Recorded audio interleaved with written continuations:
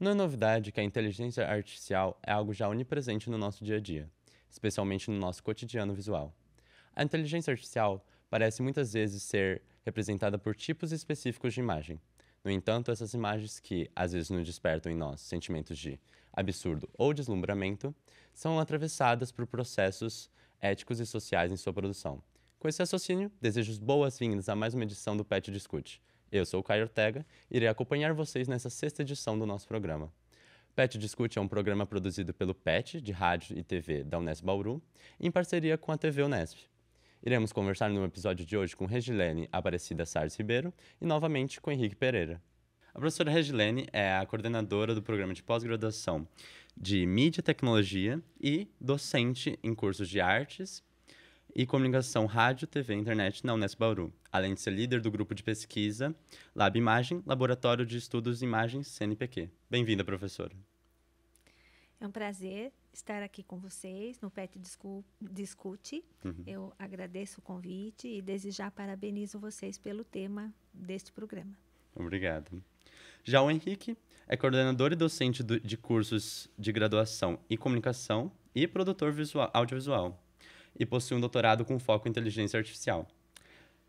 Muito obrigado por aceitar o convite, Henrique. Imagina, Caio, eu acho que é um prazer. Eu acho que nós, inclusive, aqui dentro da academia, é uma ótima oportunidade para a gente pensar nessa interseção entre a arte, a comunicação, a inteligência artificial, porque é um assunto que é emergente e a gente precisa cuidar um pouco dele. Sim. Então, já vamos para a nossa primeira pergunta. Nossa conversa hoje se debruça especialmente sobre as interseções de arte, inteligência artificial e tecnologia. E nisso, o significado da arte ele tem se mudado bastante no que significa arte. E a primeira pergunta é: o que seria a arte na era da inteligência artificial?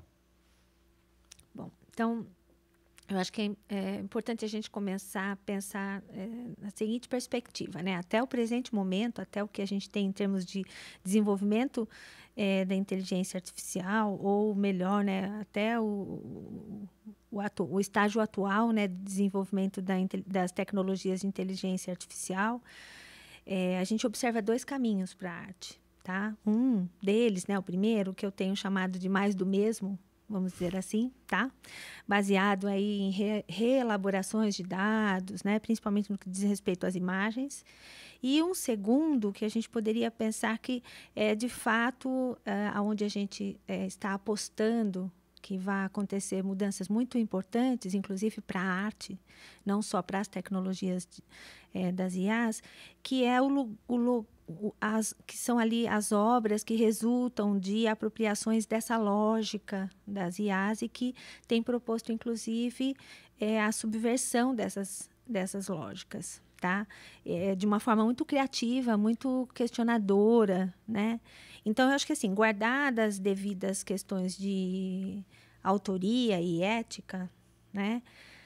A arte na era da inteligência artificial, né? Parafraseando aí a sua pergunta, é a arte produzida com inteligência artificial, tá? Com tecnologia, né? Produzida com IA, tá? Ela é mais uma ferramenta, então. Exato, pelo menos na perspectiva do que eu tenho pesquisado, do que eu tenho estudado, né? Os meios e recursos em processo. No meu ver, né, no meu entendimento, ela é uma arte experimental. Né? Porque, então, aí a gente poderia expandir um pouco esse pensamento, por exemplo, numa forma mais concreta, a gente poderia observar a arte sendo o suprassumo, por exemplo, da cultura remix. Né? Eu acho que isso é bastante compreensível. E aí, quando a gente olha para a história da arte, por exemplo, na arte contemporânea, a gente vai ver que é como se fosse um desdobramento, não é? Das imagens ready-made, das imagens de segunda geração, tá? Então, acho que faço aqui até uma alusão ao Marcel Duchamp, né? Que foi o cara, vamos dizer assim, que defendeu, entre outras ideias, que a obra de arte ela não precisa ser feita com materiais nobres ou especificamente artísticos, que você pode fazer obra de arte com qualquer tipo de material. Então, a gente pode pensar, talvez, os dados aí como uma espécie de materialidade, né, para que isso se componha através das obras, tá? E outro ponto importante que eu acho que vale a pena destacar, pensando numa primeira reflexão a respeito do que vem a ser a obra de arte na era da inteligência artificial, é que, inclusive, Marcel Duchamp deixa um legado para a gente pensar e que depois vai se desdobrar na cultura do remix, que a arte ela é muito mais fruto de um conceito, de uma ideia, né? E que a obra, portanto, não se sustenta somente em função da técnica, que ela é a partir da qual ela é produzida, tá? Mas se não, a partir dessa ideia, desse conceito. Aí, fechando a minha fala, que eu falo demais, tem um texto gigantesco aqui, mas se você pensar, a gente pode pensar nessa proposta, nessa proposição do Marcel Duchamp e respondendo as duas possibilidades para as obras de arte que a gente tem. Então, mais do mesmo não tem esse conceito, não tem essa ideia por trás, né, do uso das tecnologias de IA para a produção de obras de arte, né, de arte, seja na música, tá? Não estou pensando só em imagens, mas seja na música também, né? E, se você for ver, as obras que têm um conceito, que têm uma ideia, que realmente têm um aspecto experimental e criativo por trás, elas estão discutindo a lógica da IA, elas estão buscando subverter, revelar a lógica. Então, eu entendo muito que a obra de arte na era da inteligência artificial poderia, né, tudo muito poderia, né, ser caracterizado a partir desses dois pontos, tá bom?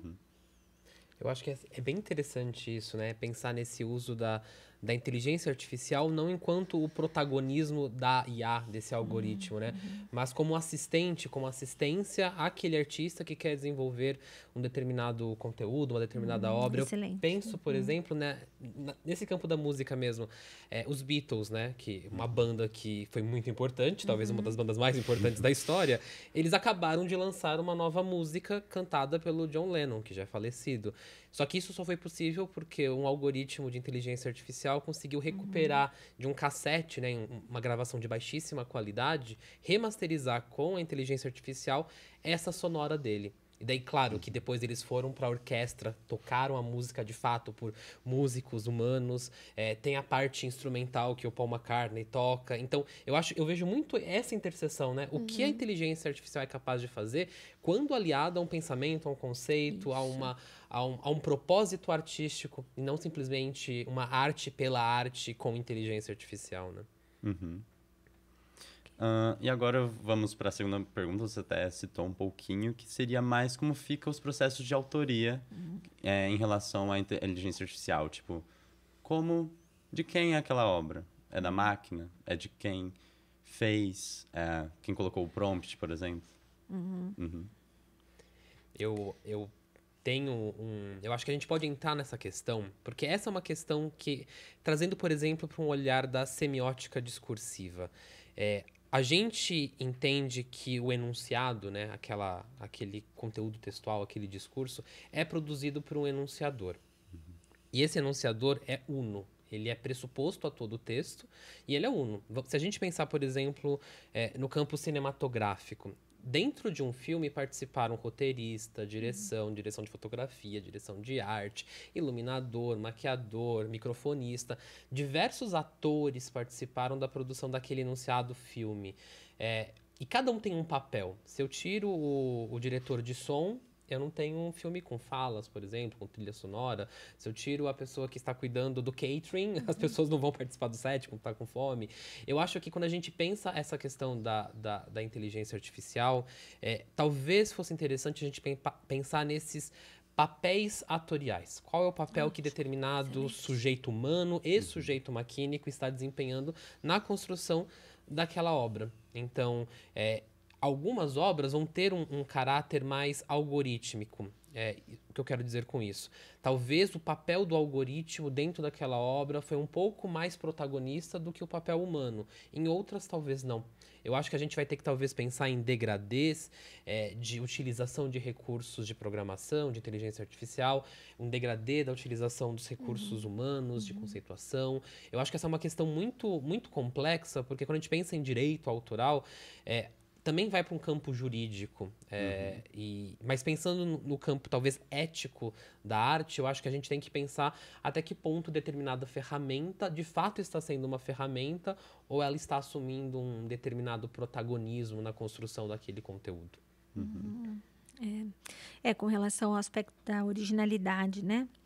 Eu acho que quando a gente pensa assim, eu acho que tenho ouvido muito a respeito, tem me chegado, inclusive, muitas perguntas, né, sobre o fim da autoria, né, e tal. Eu, particularmente, não acredito no fim dessa autoria, sabe? Porque, inclusive, na história da arte, a gente viu vários momentos em que foi questionada essa autoria, inclusive em função do surgimento de tecnologias, né, as mais diversas. Eu costumo lembrar os alunos desde uma simples tinta produzida, que antes os artistas produziam tinta, depois passou a ser industrializadas tintas, né? Depois a fotografia teve um impacto muito grande, o vídeo teve um impacto muito grande, e agora o computador e a inteligência artificial, né? Então, eu não acredito nessa questão do fim da autoria, né? Eu acho que a originalidade, ela pode ser, como o Henrique já trouxe, né? Acho que a originalidade também a gente poderia pensar em que ela poderia ser medida, né, em termos de diferentes elementos, por exemplo, que compõem uma obra de arte, né? Então, quando você tem o conceito, a ideia, a criatividade, né? Esses são, e por mais claro que a originalidade em si é algo bastante difícil de você quantificar, né? Em termos de até juridicamente, inclusive, é algo bastante complexo, mas não é também a minha especialidade, o campo jurídico, mas se a gente observar, né, eu tenho visto um certo receio, né, como se houvesse uma ameaça, né, e os artistas, claro, uma grande parcela deles tem discutido isso e tem se posicionado contrário ao uso da inteligência artificial, né? Mas eu tenho visto também, nestes casos, quando realmente configura já, assim como configurava na cultura remix, plágio. Então, é o que eu falei do mais do mesmo. Você detecta o plágio, né? Você está lá, diferente de você, por exemplo, a partir dos prompts, de forma muito criativa, muito interessante, você, de repente, criar uma imagem que é completamente nova. É algo que não tinha possibilidade de ser realizado, senão por um instrumento como esse, né? Então, eu acredito bastante ainda que talvez de forma criativa, essa ideia de conceito e ideia também possa ser algo que ainda vai alimentar muito o campo da arte. Ainda que a gente também ensine a máquina a ser criativa, ainda que a gente ensine a máquina a ser, né? Completamente. Né? Ainda assim, não, nesse estágio do desenvolvimento da inteligência artificial, a gente não pode dizer que existe arte que seja fruto da inteligência artificial, entende? Né? Feito pela inteligência artificial. Né? Eu acho que é seria muito arriscado a gente afirmar até isso. Ingênuo, né? Porque, isso, exato. É interessante porque quando a gente pensa nesse campo da originalidade, a gente pode pensar também no processo. Porque, assim, o artista enquanto artista em execução, né? Porque, às vezes, a gente observa e frui uma obra de arte enquanto objeto pronto, enquanto peça já realizada. Eu acho que a gente talvez vai ter processo criativo, né? Que a gente não tem ideia, né? Como não tinha de outros processos criativos, né, Henrique? Sim. E na verdade, eu acho que quando a gente fala recentemente, né? Eu estive no Sesc, em São Paulo, falando sobre as fronteiras e os atravessamentos éticos, né, do processo criativo, né? Então, e o que mais assim, da plateia, a maior pergunta, né, do público presente era exatamente essa questão do direito autoral do uso da imagem, né? Então, é claro que a gente precisa de transparência, a gente quer entender como que são esses processos e como que esses dados estão sendo operados, né? E me lembro muito bem, recentemente o Google fez um software, né, uma ferramenta para detectar o grau de similaridade daquela, que é só eles que vão usar, é interno, né, para eles, porque imagino a quantidade de processos que eles devem estar enfrentando por artistas que têm direito de imagem e que essas ferramentas de IA estão provocando uma verdadeira, né, confusão aí no que diz respeito ao uso da imagem, né? Até para eles se assegurarem, né? Porque eles se tornam participantes também do processo, enquanto divulgadores, Exato. enquanto indexadores. A União Europeia, ela está organizando, né, um arcabouço jurídico, né, pensando na questão do direito e da autoralidade. Eu não sei, sinceramente, e essa é uma crítica que eu faço, até que ponto a ideia de marca d'águas, mesmo que programáticas, invisíveis, né, marcas d'águas que no arquivo a gente vai conseguir perceber, funciona. Porque aí eu questiono, até que ponto hoje uma obra existe sem programação? O simples fato de você fotografar por exemplo, uma obra plástica com a sua câmera do celular, com uma câmera profissional, já passou por um processo de programação. Se você hoje pegar um celular e tirar foto da Lua, você não está tirando foto da Lua, porque o celular sabe que você está tirando foto da Lua e a inteligência artificial daquele processamento de imagem organiza aqueles pixels sabendo que a gente quer ver aquela imagem em alta resolução da Lua. Nenhuma câmera de celular consegue tirar uma foto da Lua. Mas a gente vê uma foto bonita da Lua pelo celular e fala, eu que tirei essa foto. Mas quem foi, na verdade, é uma mixagem entre bancos de dados de luas lindas e o que nosso celular consegue fazer, né? Sim.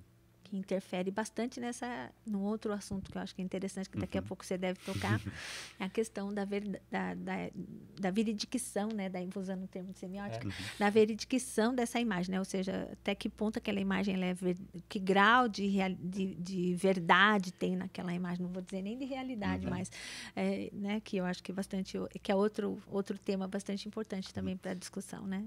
Essa até a próxima pergunta é a relação de como identificar uma imagem produzida por inteligência artificial e uma produzida por humano. Quão medo a gente tem que estar como consumidor, de que imagem é essa? Quem produziu essa? De onde ela veio, assim? Então, eu acho que, assim, pensando no campo da comunicação, nem no campo da arte, eu acho que é muito mais perigoso no contexto de fake news. Então, por exemplo, a gente teve aquele caso que ficou bem famoso agora recentemente, foi aquela foto do Papa utilizando aquele casaco. Sim. Exato. O Papa de puffer, né? E assim, qual foi o problema dessa imagem? Não é a imagem em si, mas uma imprensa, né, a Vogue, que é uma autoridade na cobertura de moda, fazer uma nota falando Papa Francisco usando uma puffer desenhada pelo estilista papal. Eles fizeram uma nota, colocaram no site. Isso fez com que aquela imagem, que foi produzida pelo Midjourney, né, que é um software de IA, ganhasse um estatuto de... É verdade. Se a Vogue, que é referência em moda, deu uma nota para isso, ela deu uma ancoragem para aquela imagem. Quase legitimou, né, aquela imagem. Né? Agora, se eu trago isso para o campo da arte, eu não sei se eu me preocupo. Assim, claro que existe a importância da gente entender quem é, de fato, o produtor autoral daquela arte. Mas do campo da fruição, não sei, porque é uma questão que até gostaria de ouvi-la. Vamos falar. Porque, assim, trouxe o material a respeito. Porque, né, assim, eu, enquanto consumidor de arte, que estou consumindo aquela arte, se me tocou... Ela é menos arte? Eu não sei. Ótimo, boa pergunta.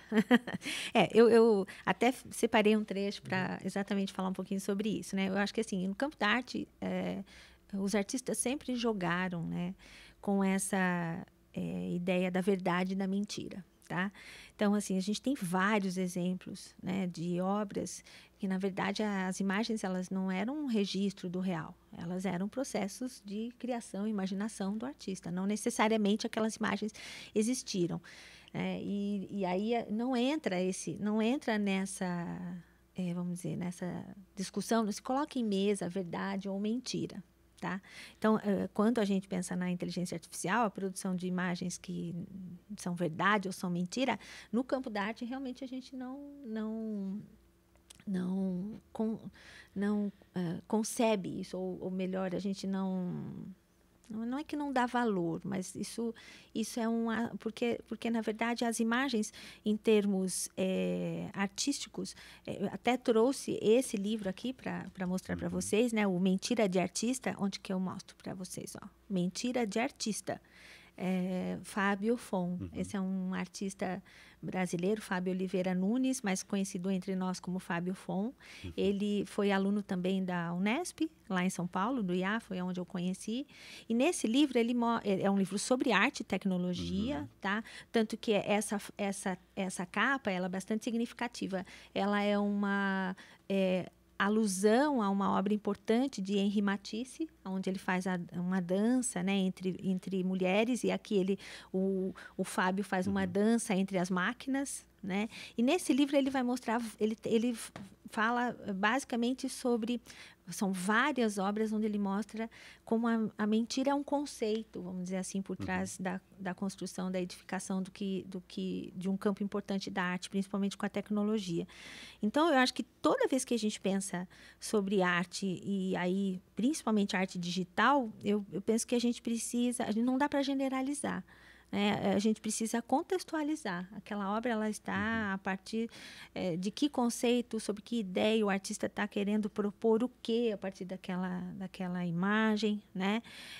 E, por exemplo, se a gente entender arte digital, então ela é totalmente virtual.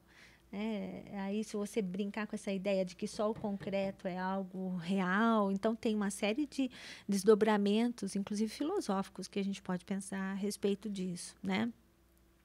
E como a gente tem visto, por exemplo, essas obras de arte digital, né, elas são comercializadas em galerias virtuais, monetizadas, né, como, por exemplo, pelas NFTs, ou seja, ela exatamente, é uma questão de sistema artístico. Para aquele sistema, esses atores, como o Henrique colocou muito bem agora há pouco, né? Então, a gente, acho que pensar mesmo que vai depender do quão cada um desses atores tem consciência do seu papel dentro desse sistema artístico, tá? E concordo, acho que em termos da verdade ou da mentira que possa vir a ser criada pela tecnologia das IAs, no campo da arte, essa ideia da mentira é algo que se constrói, inclusive, como o próprio imaginário de um universo repleto de imagens. Então, artistas que jogam bastante com isso, né? Então, definir arte, porque toda vez que tem alguma coisa para definição de arte é algo bastante complexo, né? Porque precisa dessa contextualização das técnicas, a contextualização de materiais, tá? E principalmente sociedade. Então, através desse livro, por exemplo, ele ajuda a gente a entender muito o uso que muitos artistas fazem do campo da ciência, inclusive, né? Normalmente se separa, né, arte e ciência, né? E aqui a gente consegue entender o que a tecnologia propõe como uma perspectiva de provocação sobre as obras de arte, que tem a ver com esse jogo entre verdade e mentira, né? Então, assim, mas uma obra falsa, se ela é um plágio, se ela, por exemplo, não é um Rembrandt, né? Então, quer dizer, aí tem para isso as leis, né? Agora, dizer que uma obra é falsa, né? A gente está no campo conceitual da mentira, que é uma outra pegada. É quase uma poética da mentira, né? Isso, o próprio Rembrandt, né? Os autorretratos dele. Isso, exato. Se não é uma mentira. Exatamente, é por aí mesmo, tá? Ok. E agora uma pergunta que é mais... que ela é mais focada, assim. Vocês acham que a inteligência artificial é um novo paradigma na indústria cultural? Eu acho que essa é tão difícil quanto a definição de arte. Porque, assim, paradigma, né, se a gente for pensar, é como se a gente estivesse obrigado a utilizar a inteligência artificial ou se ela sempre vai estar presente. Eu não acho. Eu não acho que assim, a inteligência artificial ou qualquer tecnologia programática ela vai substituir a arte, entre aspas, não virtual ou manual. Eu acho que a temática da inteligência artificial, e eu acho que isso é importante, ela já está presente no imaginário humano desde os mitos gregos. Já existem os autômatos na mitologia que controlariam determinados elementos. Eu acho que a gente sempre teve um pouco de receio de dividir um protagonismo narcísico com um outro ser, um outro que pode ser igual que a gente.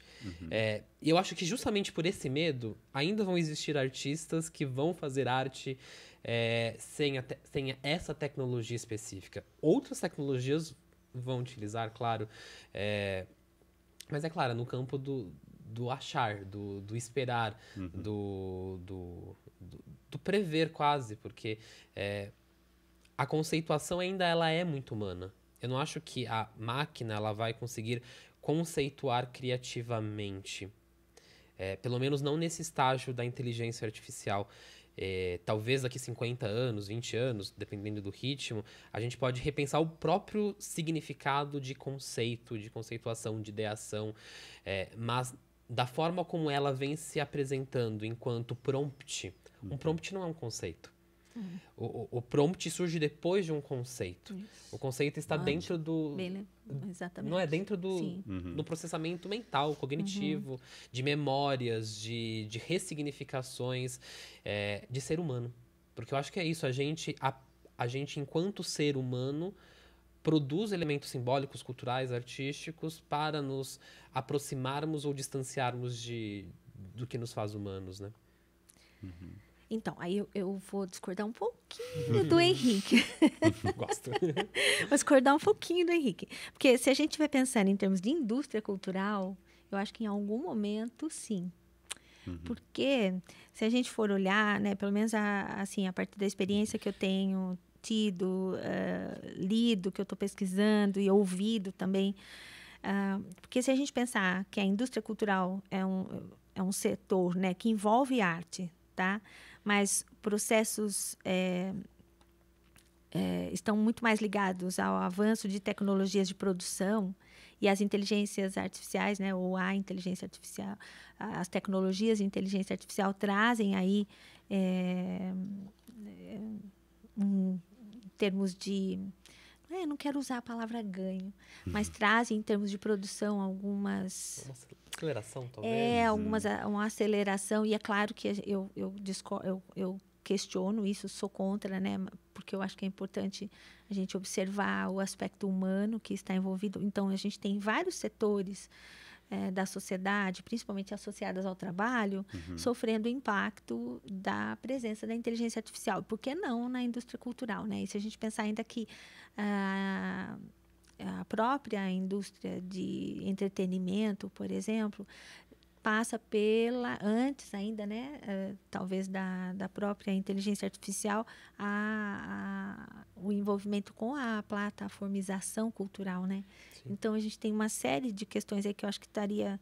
Né, por que não, né, pensar se isso está ligado a diferentes atividades humanas, por que não com a indústria cultural? Eu concordo com o Henrique em parte quando ele questiona o uso do termo paradigma, né? Mas eu acho que se a gente pensar em indústria cultural, sim, a gente sabe que é polêmico, né? A gente tem visto situações complicadas, né, envolvendo profissionais, né, como do cinema, né? Então, atores, né, no audiovisual, né, atores, operadores de câmera, editores, né, ou até mesmo roteiristas, né? Mas eu ainda acho assim que o que é preciso a gente pensar, que eu acho que é bem pertinente nesse momento, por isso que é importante programas sobre isso, que a gente deve falar bastante com as pessoas sobre isso, porque é preciso uma pressão, pressionar para uma questão de legislação mesmo, né? Uma questão não é revisão, mas de talvez observar todas essas questões, né, para que, de fato, né, porque a gente, por exemplo, se eu pensar em termos do campo artístico, né, então, a gente tem, já havia, por exemplo, a gente já percebe uma diferença da indústria cultural e para um campo, um setor da arte que está sempre muito ligado ao que é o artivismo, né? Então, é muito mais ligado a questionar essa comercialização. A arte sempre tem talvez seja onde eu mais circulo, né? Esse campo que sempre questionou essa indústria cultural, tá? Exatamente por isso, por perceber talvez aí as questões da massificação, né? A questão de não levar em consideração a humanização da arte, desses processos criativos, contemplativos, de fruição. Então, a gente viu isso quando a videoarte surgiu dentro do sistema da televisão, por exemplo, ela tratava basicamente disso, né? De questionar exatamente esse sistema. Então, do ponto de vista, se for a indústria cultural, que a gente está pensando em termos comerciais, eu acho que sim, acho que a gente deveria estar mais atento a isso. Eu tenho certeza que vocês já estão. Mas é bastante importante a gente observar, sim. E se contrapor mesmo, sabe? Formar questão de classe mesmo, sabe? Talvez, eu não quero entrar para o lado marxista aqui, mas assim, talvez se organizar em termos de coletivo mesmo para questionar, porque a gente sabe que o impacto é grande, né? Tem muito medo, né, no quesito de trabalho, assim, na substituição mesmo, tipo, de diversas áreas, assim. Tá. E nesse campo artístico também, e no audiovisual, tem muito essa coisa que todo mundo, pelo menos eu quando eu era criança, eu, tipo, as máquinas vão vir, mas a parte criativa... Sim. Tá segura. E foi a primeira que sofreu esse impacto, quase. Exato. Então, tem muito... Mas ó, eu vou dizer para você o seguinte, sabe? De alguém que vai fazer 30 anos formado na área, tá? A parte artística sempre vai sofrer, porque a parte artística, ela é considerada ainda com toda... É a parte mais frágil da sociedade, é aquela que tem, eles observam que o artista não precisa trabalhar, o artista não precisa, o artista é hobby e tal, e absolutamente, a gente é uma profissão, tem gente que vive disso, né, como músico, atores, né, então, e aí é que está o X da questão, né, se a gente não for, também se não houver o lado do artivismo que vai lá e questiona, tal, como que você vai pressionar, a sociedade vai virar mesmo essa escravização do ser humano via tecnologia, que a gente não quer isso, porque é uma realidade. A IA já está aí, não adianta a gente vir com esse papo de que isso é uma realidade, né? Então, eu defendo muito que a gente tem que conhecer mesmo, né? E pressionar, saber os limites da coisa, da tecnologia, para a gente não ser mais vítima ainda do que eu acredito que a gente já esteja vivenciando, experienciando isso, né? Sim. Você falando, me lembrei muito do que o Arlindo Machado falou no Arte meu do mestre. Vídeo. Porque é isso, né? Com a introdução do vídeo, né? Nesse contexto, o que cabe ao vídeo? Isso. A reprodução do cinema ou a criação de uma linguagem própria? Isso, né? ele discutiu durante toda a vida dele exatamente esse ponto, né?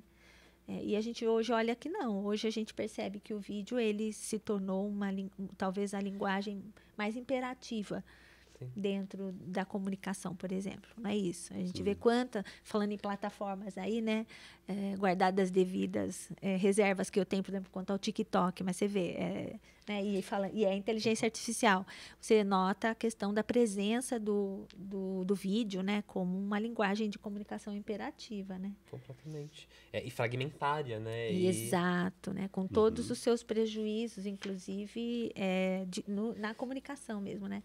E na arte, a gente tem obras que falam sobre E aí eu acho que também dá para fazer uma ponte legal com a IA, né? Porque nós somos seres audiovisuais. Eu defendo muito essa ideia. Nós somos seres audiovisuais, né? Então, eu recentemente participei de um congresso, Seres Mídia também, né? Quer dizer, a gente tem a gente incorpora, né? Tem um pensador da pós-fenomenologia norte-americano, Don Hyde, ele vai dizer exatamente, nós incorporamos isso. Então, claro que ele é herdeiro do pensamento do McLuhan, né, da extensão, né, da tecnologia como extensão do homem, mas ele vai além disso, né, ele pensa como uma forma de existência mesmo, a tecnologia como uma forma de existência.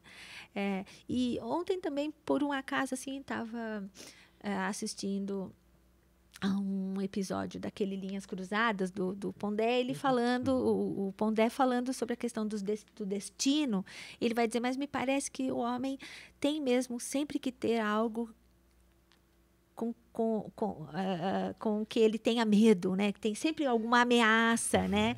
Ele dizia, olha, a gente tem que conhecer a inteligência artificial, claro, para exatamente desse conhecimento a gente gerar as ferramentas de dentro do próprio processo para a gente poder, talvez possa parecer utópico isso que eu estou falando, mas é um caminho, né? Conhecer para pressionar, e não só em termos de legislação, ética, né? A gente poderia falar dos vieses também, né? Dos algoritmos, né? Então é bem interessante. Mas de não subjugar, nos subjugar no processo, né? Exato. Eu acho que assim, apesar da inteligência artificial ter todo esse aspecto de sedução, eu acho que a gente não pode se deixar seduzir. Eu acho que esse é um ponto, né? E no processo de pensar, não abrir mão das ideias, não abrir mão do autoconhecimento de produção, do autoconhecimento de estudar, do autoconhecimento de entender o processo. Talvez nesse ponto, pensando nessa questão do medo intrínseco, talvez seja um paradigma. Talvez seja o paradigma, mas justamente por ser paradigmático, a gente talvez tenha que enfrentar esse paradigma. Sim.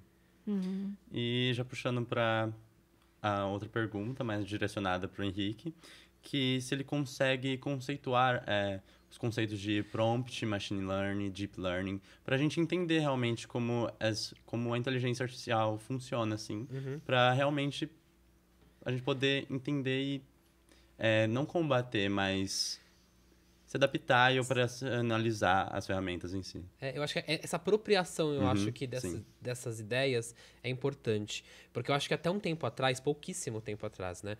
Eu formado em rádio e TV, vendo aqui nesse programa de rádio e TV.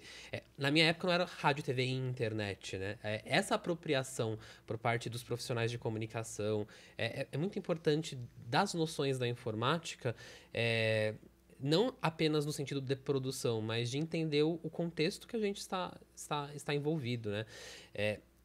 A inteligência artificial não é um conceito novo. Ele surge, na verdade, quase ao mesmo tempo quando os computadores estavam sendo desenvolvidos no século passado, então já tem mais de 80 anos, 70 anos esse conceito. No início, claro, a gente não tinha equipamentos e mecanismos computacionais que conseguiam alcançar a imaginação, ou seja, a inteligência artificial é um produto criativo. Aqueles primeiros programadores, aqueles primeiros engenheiros de computação, eles imaginavam as funcionalidades que hoje a gente chama de inteligência artificial. Tanto é que uma das principais convenções que foram feitas pelo Turing, né, um dos pais da informática, da computação, podem as máquinas pensar? Eles eram teóricos, eles queriam pensar sobre isso e imaginar como que seria possível programar um pensamento, né, uma emulação de um pensamento. Então esse é um conceito que surge lá nos anos 1950. E com o desenvolvimento e o avanço dos hardwares e dos softwares, a gente encontra agora em 2023, recentemente, né, algo como 2015, 2010, a possibilidade de utilizar recursos gráficos, de processamento gráficos, de processamento de computadores, enfim, para analisar dados. Eu acho que esse é o principal ponto. A inteligência artificial existe a partir da análise de dados. E esse processamento gráfico consegue verificar a essência, vou usar a palavra essência, não acho que é a palavra mais correta, mas eu acho que ela impacta metaforicamente de uma forma mais precisa. A essência de determinado elemento, de determinada imagem, de determinada configuração textual. E essa decomposição desses elementos que compõem esses textos são reconfigurados, são reprogramados em mensagens. Qual é a diferença, então, entre uma inteligência artificial, entre aspas, normal, deep learning e machine learning? É a quantidade de dados que são utilizados nesse processamento, ou as inferências que esse processamento de dados vai realizar a partir dessa quantidade de dados. Quando a gente pensa nesse cenário de inteligência artificial generativa, que é um tipo específico, né, que busca gerar mídias, que busca gerar imagens, textos, ela está literalmente gerando a partir de um processo de análise. Não existe uma criação no vácuo na inteligência artificial. Toda e qualquer criação produzida pelo algoritmo veio do banco de dados. Agora, em qual nível de decomposição, aí que está a questão da programação. Enquanto programador, você consegue, talvez, criar elementos que vão dando filigranas para o processamento daqueles arquivos a fim de gerar determinados textos específicos. Acho que você resumiu bem. E o conceito de prompt, só para a galera de casa, para ficar mais situada assim na conversa. Prompt é uma instrução. Prompt é quase que uma ordem, né? Isso, uma ordem. Mais do que uma instrução, né? É uma ordem. Eu acho que essa acho que é uma ordem, né? Direcionamento muito, muito direto, né? E que exige, aí que tá também, exige um domínio de um outro sistema, né? Que é o sistema verbal escrito. Porque existem, claro, muitas formas de se comandar. Mas quando a gente busca um determinado resultado, esse comando tem que ser preciso, não em termos semânticos cotidianos nossos do dia a dia, mas como que aquela máquina foi programada. O que aquela máquina entende enquanto tons de verde. Sabe aquela diferença entre verde e azul que a gente fica em dúvida? Qual é essa diferença para o computador? Qual é o formato de determinada composição visual? Então, esse vocabulário, essa apropriação desse vocabulário é muito importante na hora de cogitar o prompt. Porque se eu não sei como se chama determinado movimento artístico, quero criar pedir lá pro DALL-E ou pro Midjourney, cria uma obra dadaísta. Se eu não sei o que é o dadaísmo, até eu conseguir explicar para o computador o que é o dadaísmo, eu vou ficar acerto e erro. Mas se eu tenho esse conhecimento, e a máquina também foi programada a entender o que é o dadaísmo, ou o realismo, ou o renascimento, aí talvez existe um melhor sucesso, entre aspas, de se alcançar esse comando que foi pretendido pelo sujeito humano. Sim. Acho que você conseguiu resumir bem os conceitos. Além disso, existem diversos processos que atuam no campo da IA. Tá. Esse ocultamento dos métodos e análise de reconhecimento de dados tem sido progressivamente ressignificado pelo audiovisual e pela arte. Em referência ao Wilhelm Flusser, como podemos abrir essa caixa preta, entender a IA e poder trabalhar com ela sem essa opacidade que ela possui? Tá. A gente, no Lab Imagem, a gente ficou 2 anos estudando Wilhelm Flusser, né? E é um autor que foi, na verdade, revisitado recentemente, né? Wilhelm Flusser já há pelo menos uns 20 anos no Brasil, ele teve um momento muito, muito presente, né? Inclusive veio ao Brasil, ficou na USP durante muito tempo. Então, o Wilhelm Flusser é muito próximo de nós, vamos dizer assim, em termos de pensamento também, né? Eu acho que não se trata apenas de ressignificar os dados, tá?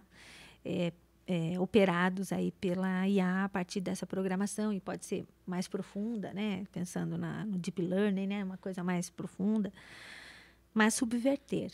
Então, acho que pensando no pensamento é bom. Observando o pensamento do Wilhelm Flusser, acho que alterar, fazendo... porque, assim, vamos pensar na máquina, fazendo apenas o jogo da máquina, você vai fazer o mais do mesmo, tá? Mas o que a proposta do Wilhelm era exatamente o artista atuar como um jogador, né? Ele até usa esse termo, né? Um jogador que busca de dentro do sistema, então, conhecendo e atuando através, né? E não se isolando, né? Não deixando de se apropriar, né? Das IAs, mas explorando a máquina e a sua lógica. Tá? Então, ele vai dizer que o jogador, né, vai promover situações que mostrem à sociedade e ao público a máquina e a lógica da máquina. Né? Então, abrir a caixa preta da IA, né, não é tão simples. É claro que não é mesmo. Porque se a gente pensar, toda a elaboração, todo o desenvolvimento está lá principalmente na mão das Big Datas, exatamente. Então, se a gente pensar também, por exemplo, os nossos celulares, né? Até bem pouco tempo atrás a gente abria os celulares, né? Tem alguns que agora, e outros que nunca a gente abriu. E agora, a grande maioria, conforme eles estão ficando mais elaborados, mais desenvolvidos, menos ainda que a gente abre, né? E eu sou de uma época que a gente desmontava tudo, assim, se abria, tirava a bateria, desmontava e tal. Então, acho que, não é claro, eu estou dizendo só de uma parte técnica do dispositivo, uma parte tal, mas tem uma parte muito mais subjetiva aí por trás disso, que é exatamente a programação e tal. Mas se você me perguntar como a gente pode abrir, né, hackear, né, que é o termo que você usou, e melhor entender os sistemas, eu penso que, e é a proposta que o Wilhelm Flusser faz a partir de uma atitude que os artistas têm, né, que é de subverter. Então, você vai usar, mostrar, revelar, apontar exatamente os vieses éticos que tem naquele dispositivo, a maneira como os algoritmos estão se comportando, por exemplo, aspectos estéticos, né? A estética algorítmica, que é uma estética enviesada, repleta, cheia de questões, de padrões, né? Que principalmente também estão presentes na história da arte, por exemplo, em termos de imagem, né?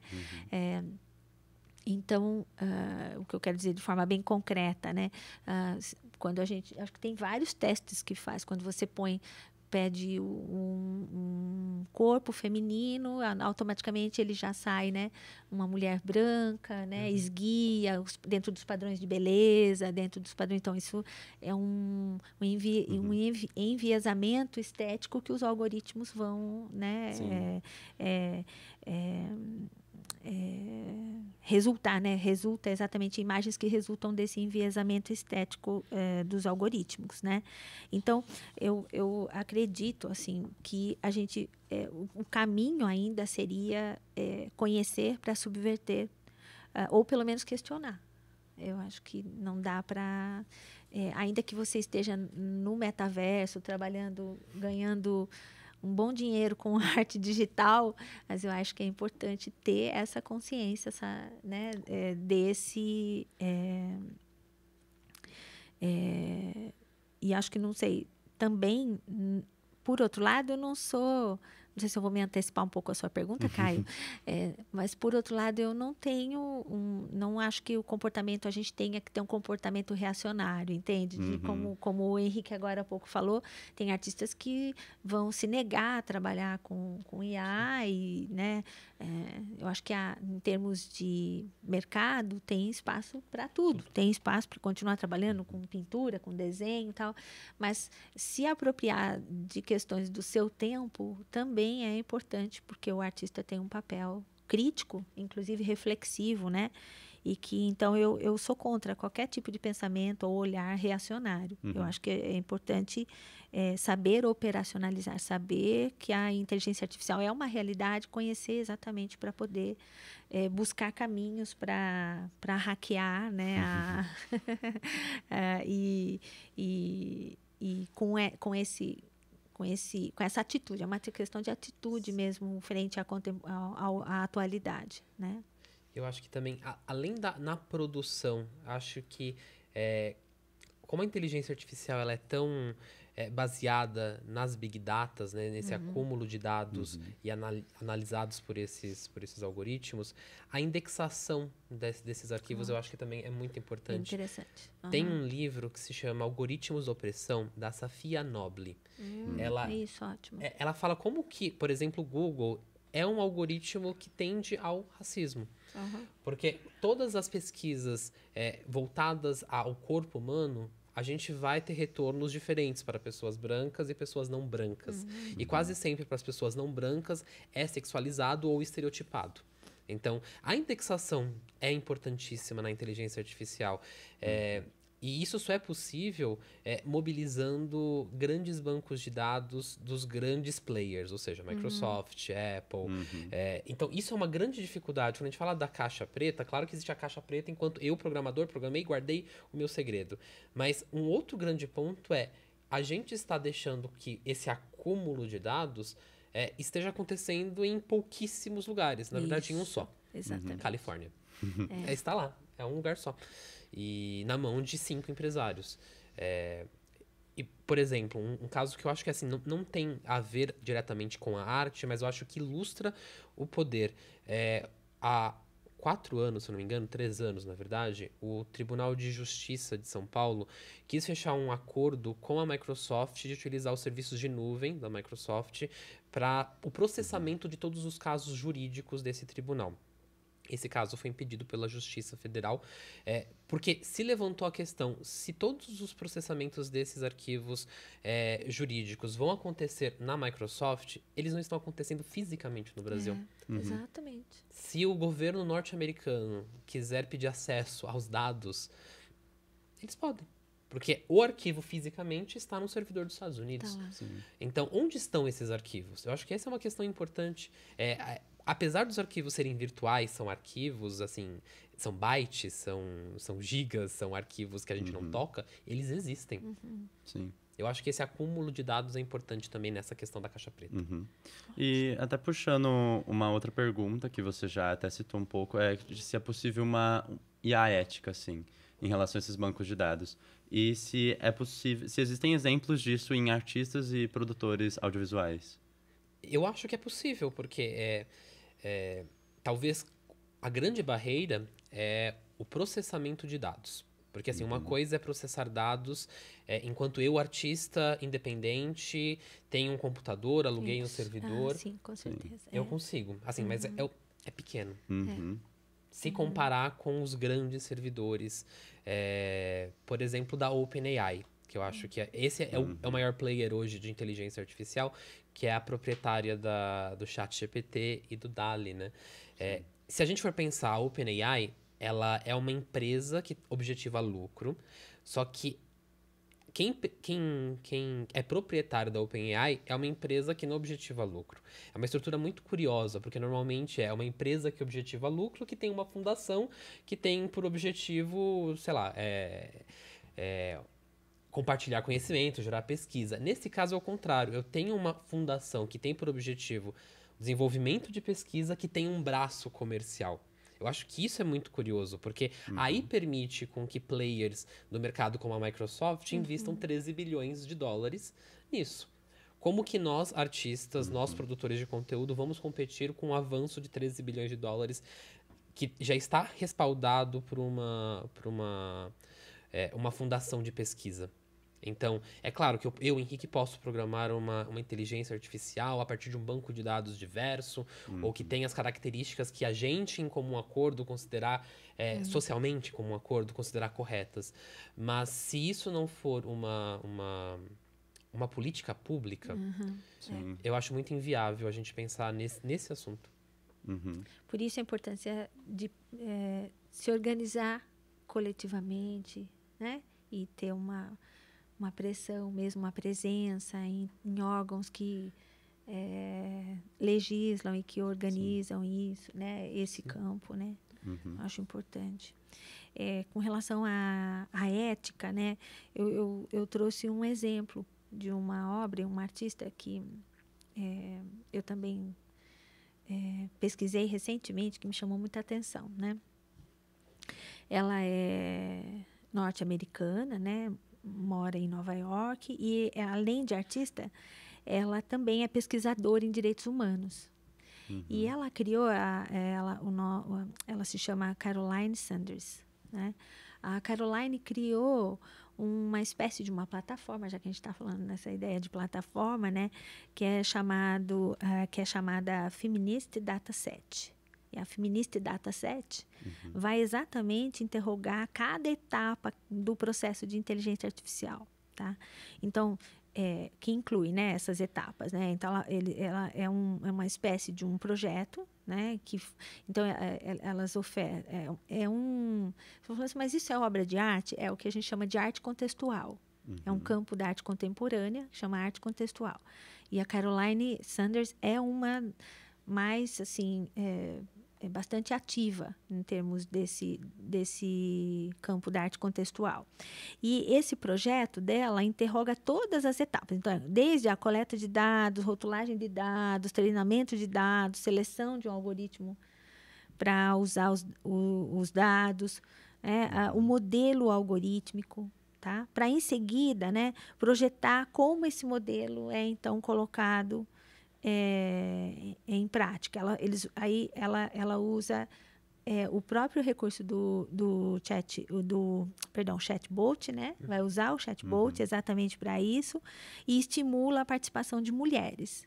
E aí, dentro desse chatbot, as mulheres podem exatamente propor um olhar feminista, né, vamos dizer assim, ou feminino, né, para essas questões, né. Então ela diz que tem tem tido resultados muito interessantes, né. Então, por exemplo, esses workshops, né, que vão surgir desse projeto, né, do Feminist Dataset, acaba resultando em um olhar bastante interseccional, né? Em cada etapa desse processo há um reexame, elas são reexaminadas, essas etapas, por mulheres, né? Então, aí elas descobrem vieses muito interessantes que aí, a partir dali, elas levam para as questões de política pública. Então, é levado para órgãos de governo, órgãos do Estado, para quem vai exatamente implementar políticas públicas, né? Durante um tempo, o pessoal discutia se isso era arte ou não, tá? Mas é interessante que é uma mudança de comportamento, e acho que a arte também está muito nessa perspectiva, né? Presente na sociedade a partir dessa ideia de mudar comportamentos, né? Alterar comportamentos. Então, não é só saber que tem um viés, mas se não procurar formas de atuar, né? Como a gente estava falando, de abrir a caixa preta, revelar a codificação, mostrar os vieses, né? Que estão presentes nessas diferentes etapas de processamento de dados, né? E usar para isso esses processos exatamente do machine learning, do deep learning, exatamente a favor, né, dessa mudança de comportamento, né? Sim. É uma engenharia reversa que faz uma engenharia reversa social, né? Exatamente. Eu acho que isso é muito interessante. Exatamente. Sim.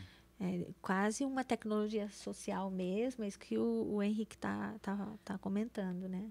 Muito interessante. Então, fica aí a sugestão. E tem outros projetos, claro, mas esse eu acho que é o mais...